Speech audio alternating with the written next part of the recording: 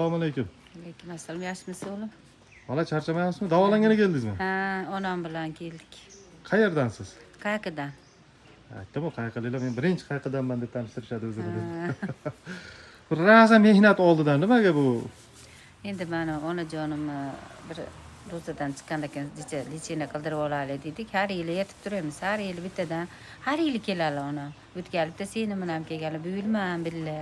Nechta qiz farzandlari bor? 4 ta qiz, 4 ta o'g'il. Qo'y. 8 yilga yetar ekansizlar-da? Ha, hammamiz davolatib. Yoshlari nechida? 80 ga kirdilar. Jonlari sog' bo'lsin. Sharoitlari yaxshi, pitaniyasi yaxshi.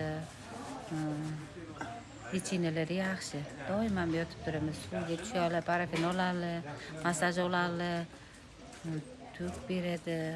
Shunaqa har yili o'tganlar shunaqa 10 kun yotib ketgan Luksonasda, yana Luksona zakaz qildik. Hozir nimada priyomda o'tiribdilar. Bu qayerqaliklar ishlashni ham biladi. Ha, Dam olishni ham biladi. bilishadi.